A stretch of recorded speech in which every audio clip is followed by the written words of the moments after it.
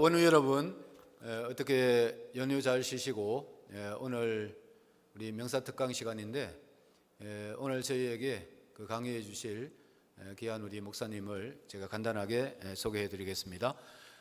여러분들이 잘 아실 터인데 성함은 송삼용 목사님이시고 우리 목사님께서는 총신대학교 나오시고 총신신대원 졸업하시고 영국 트리니티에서 문학 석사 학위를 받으시고 그 다음에 미국 풀러 신학교에서 디민 캔디데이트로 계시고 현재도 중앙대학교 법학대학원에서 공부하고 있는 중이십니다.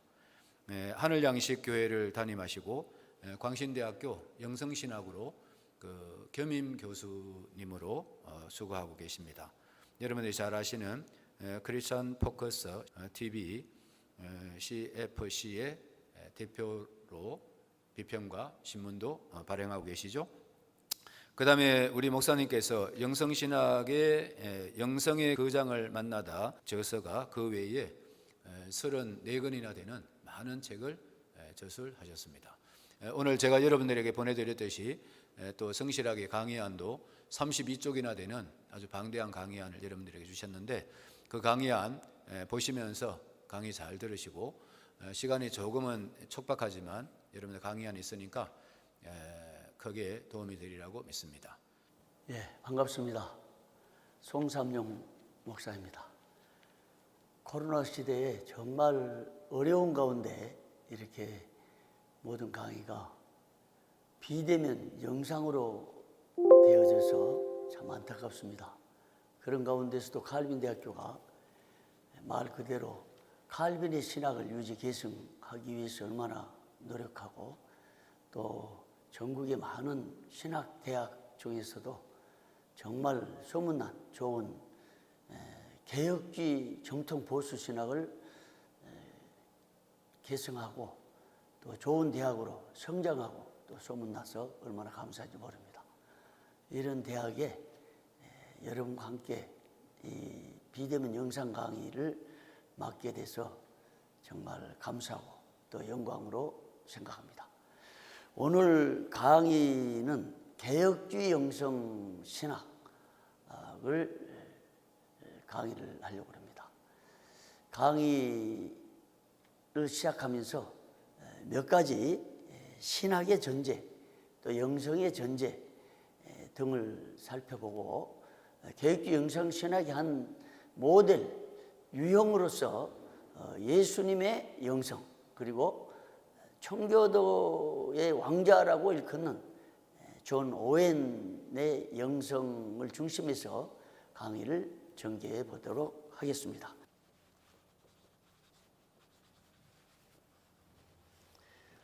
신학의 전제를 먼저 다룬 이유가 있습니다. 개혁주의 영성 신학. 사실 개혁주의 영성 신학은 정말 신학의 한 중심에 있다고 해도 과언이 아닌데 칼빈 신학 및 개혁주의 라인에서 영성 신학에 대한 인식이 너무 세워지지 않아서 이 영성 신학이 활성화되지 못하고 있는 것을 알고 너무 안타깝게 생각하고 있습니다. 그래서 오늘 개혁주의 영성 신학을 강의하면서 먼저 이 개혁주의 영성 신학이 뭐냐라는 것들을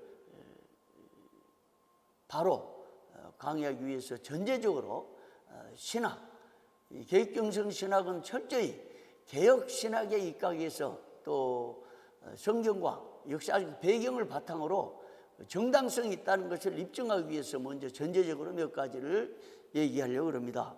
첫째는 신학의 전제인데요. 여러분 신학이 뭐라고 생각하십니까? 간략한 신학의 정의들을 내려보려고 합니다. 신학은 하나님을 아는 지식을 목표로 하는 학문입니다. 그러면 인간이 하나님에 대한 지식을 어디서 얻을 수 있을까? 이것이 과제죠. 하나님에 대한 지식은 하나님의 존재, 하나님의 인격, 하나님의 사역 등에서 얻을 수가 있습니다. 그렇다면 우리가 신학을 공부하면서 하나님의 존재나 하나님의 인격, 하나님의 사역에 대해서 어느 정도 알 수 있을까? 이것이 과제죠. 문제는 우리 인간의 이성으로 하나님의 인격을 아무리 묵상하고 파악하고 연구한다 해도 제대로 알 수가 없다는 부분입니다. 인간의 이성을 통해서 하나님을 알 수가 있는가? 이것은 불가능이죠.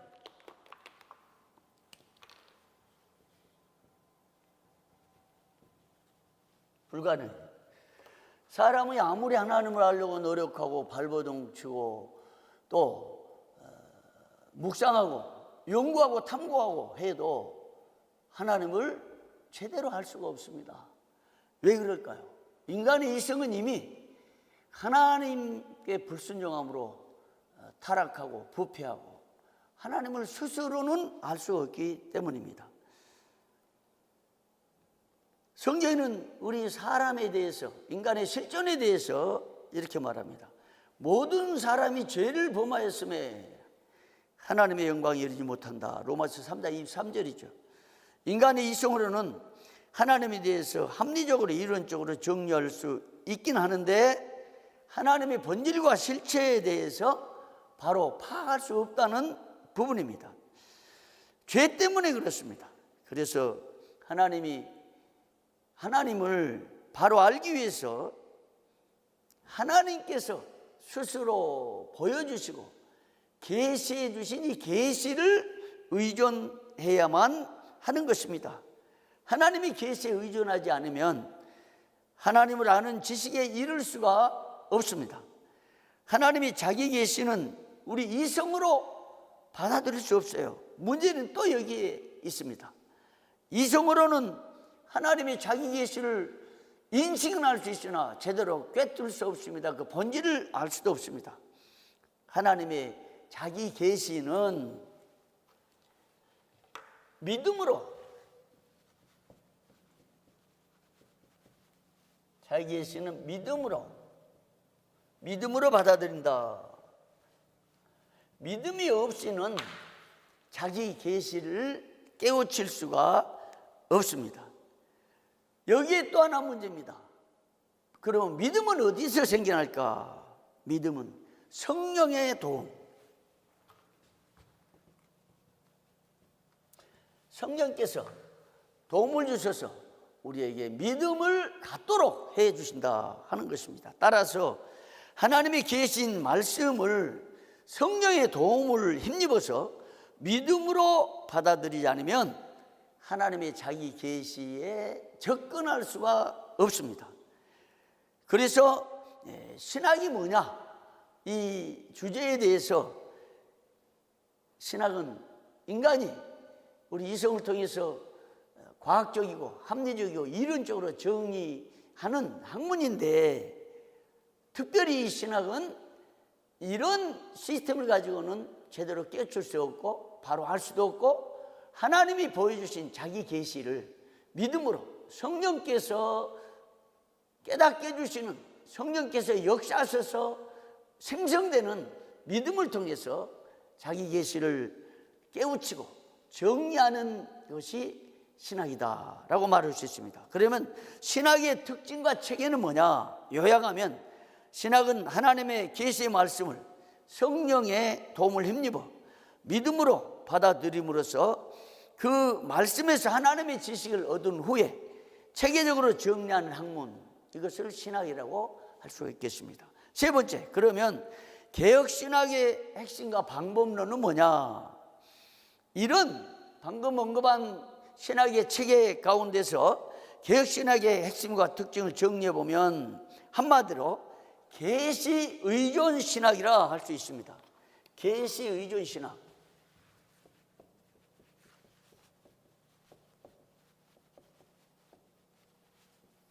여러분들이 조직신학 때 많이 들어봤을 거예요.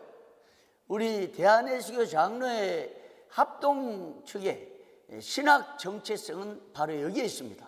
정통 보수신학, 칼빈주의 신학, 개혁신학 이렇게 많이 언급하고 특히 칼빈 대학교에서 추구한 이 신학의 정체성은 출발선이 계시 의존 신학 여기에 있습니다. 계시 의존 신학이라고 한마디로 말할 수 있고요.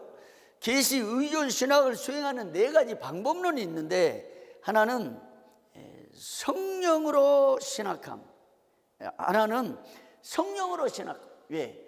믿음으로 계시를 받아들이는데, 이것은 성령께서 역사해야 믿음이 생겨나기 때문에 성령으로 신학함.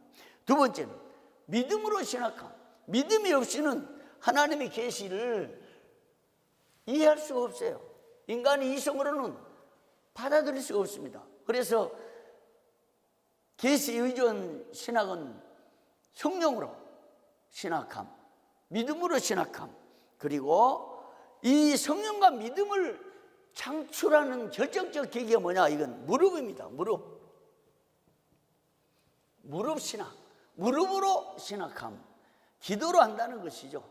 기도가 아니면, 하나님의 은혜가 아니면 계시를 알 수도 깨달을 수도 없고, 믿음으로 받아들이지 않으면 계시를 이해할 수도 없고, 기도가 없이는 이 모든 것이 불가능하기 때문에 무릎으로 신학함. 그 다음에 칼빈 신학, 또 계시 의존 신학, 이 신학, 개혁주의 신학 전체가 삶의 신학입니다. 리스라는 신학자가 이걸 특히 주장했는데요, 칼빈 역시 그 신학을 삶의 신학으로 규정하고 삶 속에서 다양한 그 신학을 실천했죠. 그래서 저는 이 계시 의존 신학의 네 가지 방법론을 제시하고 싶은 게, 성령으로 신학함, 믿음으로 신학함, 무릎으로 신학함, 그리고 삶으로 신학함. 이 네 가지 전제가 있어야 한다라고 주장을 하는 것입니다. 그 다음에 이제 큰 두 번째, 계시 개혁주의 영성신학의 가능성에 대해서 말씀을 드리겠습니다. 이제 여러분들이 나눠드린 이 교재를 보면서 이제 확인해 보시고요. 첫째는 성경에 없는 영성이라는 용어예요. 여러분, 영성이란 말은 성경에 없습니다. 그러면 하나 물어보고 싶은 것은, 기독교 교리 또 기독교 신학에 굉장히 중요한 체계를 이루고 있는 이 삼위일체라는 용어, 성경에 있습니까? 없죠. 네, 삼위일체라는 이 용어는, 삼위일체 신학은 기독교 역사에서 굉장히 중요한 역할을 했고, 이 삼위일체에서 빗나가면 기독교 역사는 이단으로 정결해서 추방시키는 다양한 일들을 했죠. 대표적으로 325년 니케아에 의해서 동일 본질, 예수 그리스도와 하나님의 본질이 동일하다, 이 유사하다라고 하는 기독교 역사에서 아리우스가 이런 주장을 해서 결국 이단으로 정죄됐고, 아다나시우스가 동일한 본질이다 해서 하나님의 본질과 예수 그리스도의 본질은 동일하다, 이 동일 본질, 삼위일체와 관련한 이 교리 체계가 확립돼서 기독교 진리 체계가, 교리 체계가 오늘 정통 교리로 자리 잡고 있습니다. 여러분, 그런데 영성이라는 말이 없다고 해서 영성이라는 말을 사용해서는 안 된다. 그러면 삼위일체라는 용어가 없는데도 불구하고 기독교 진리 체계를 든든히 세워온 삼위일체 교리를 정립해서 지금 기독교를 세워가고 있는데, 영성이란 말이 없다고 해서 칼빈을 연구한 학자들이나 개혁주의 라인에서 영성이라는 용어 사용 안 된다. 칼빈의 영성보다 경건이라는 용어를 사용해서 우리는 경건만 사용해야 된다. 또 영성신학, 이거 있을 수 없다 해서 우리 한국 교회에서 각 신학대학의 많은 곳에서 영성신학이 과목으로 개설되어 있는데, 우리 합동 측에서만 영성신학을 개설하지 못하고 있습니다. 참 안타까운 일이죠.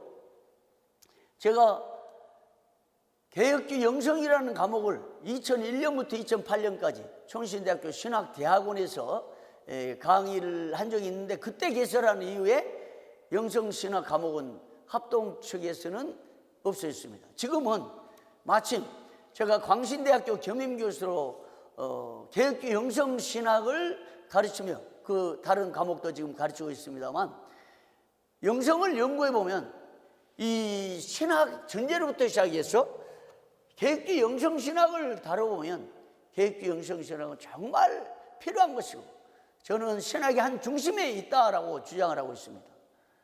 그런 면에서 이 영성이라는 용어, 성경이 없지만 영성은 다양하게 사용되어 왔다라는 것입니다. 그래서 영성이라는 용어를 사용해서는 안 된다. 영성신학을 우리 개혁주의 라인에서 받아들일 수 없다라고 주장한 이 주장들은 설득력이 없고 참 빈약하죠. 이 질문에 답해봐야 됩니다. 사실은 성경이 없는 삼위일체라는 용어를 정통 기독교에서 2000년간 사용해 왔는데, 성경에 영성이란 말이 없다고 해서 개혁신학에서 영성신학이 불가능한가? 정말 그렇습니까? 두 번째입니다. 영성이라는 용어는 칼빈 이전이나 이후에 기독교적인 용어로 사용해 왔습니다. 그런데 현대에 이르러서 개혁신학에서 영성이라는 용어를 정말 사용해서는 안 되는 것입니까? 그 다음 세 번째, 영성이라는 용어가 신학적인 용어 혹은 신학적인 한 주제의 특성으로서 사용된 용어였는데, 개혁신학에서는 영성신학을 정말로 접근할 수 없는 것입니까? 이거 묻고 싶고요. 두 번째는 종교개혁 당시 경건이라는 용어가 채용된 배경이 있습니다. 개혁주의 라인에서 이 부분을 간과한 것이 아닌가 저는 생각합니다. 그래서 종교개혁 당시 특히 칼빈이 경건이라는 용어를 사용했는데 그 배경을 정밀하게 연구 분석하지 못한 채 칼빈이 영성이라는 용어를 사용하지 않았다? 칼빈이 영성이라는 용어를 사용하지 않는 개혁주의 라인에서 당시 개혁자들이 영성을 사용하지 않아서 오늘날 영성신학은 불가능하다, 어렵다 하고 주장하는 이 주장에 대해서 제가 몇 가지를 연구해 보니까 정말 그런 주장은 논리적으로 또 역사적으로 근거가 너무나 빈약해요. 당시에 칼빈 당시에 이 경건이라는 용어를 사용하지 않았던 그 이유가 있는 것을 알게 됐습니다. 첫째는 신경건주의의 영향입니다. 칼빈 당시에요, 종교개혁 당시에 성행했던 그 학문의 흐름이 신경건주의였어요. 신경건주의. 성경으로 돌아가자 그러면서 경건을 추구하는 학파가 있었습니다. 그래서 칼빈 이전부터 종교개혁 당시 그 전후에서 이 신경건주의 운동이 퍼졌어요. 특히 토마스 아켄피스, 에라스무스, 당시의 학문의 거장들이었어요. 신학계뿐만 아니라 인문계를 이끌어가는 학문의 거장들이었죠. 경건한 사람들이었고, 그런데 이런 사람들이 신경건주의 운동을 주도했고 루터와 칼빈까지 영향을 끼쳤습니다. 당시의 신경건주의의 주된 용어가 뭐냐? 바로 경건이었어요. 그래서 자연스럽게 칼빈은 또 당시 개혁자들은 당시에 그 성행했던 캐톨릭에서 성행했던 이 영성이라는 용어보다 경건을 단어로 채용하지 않았나 이렇게 보고 있는 것입니다. 두 번째는 인문주의의 영향입니다. 인문주의 영향.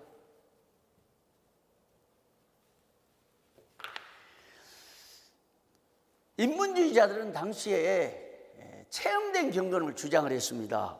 대표적인 학자들이 유명한 이탈리아의 프란체스코 페트라치, 당대 학문의 거장이었습니다.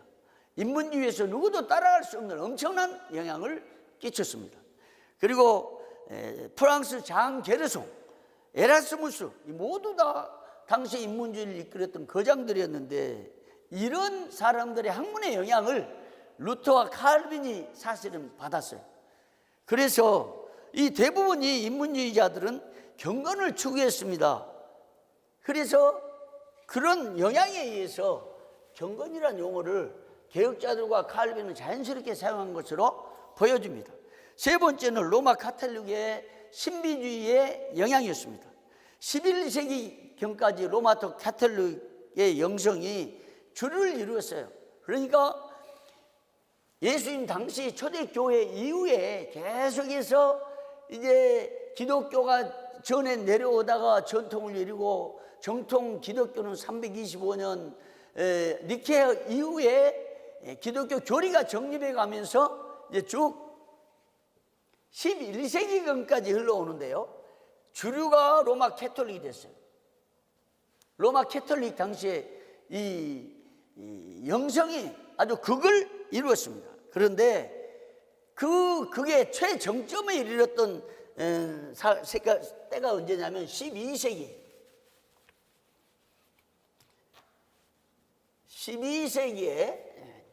프란시스가 로마 캐톨릭의 이 영성의 극을 이루었습니다.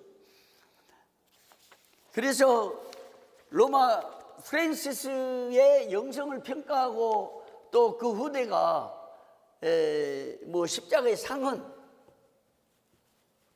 십자가의 흔적, 이런 것들을 연구하면서 나중에 이게 신비주의로 전락했어요. 이러면서 신비주의가 왕성하게 퍼지게 된 것입니다. 그래서 가톨릭의 신비주의 영성이 종교개혁 당시까지 흘러오게 된 거예요.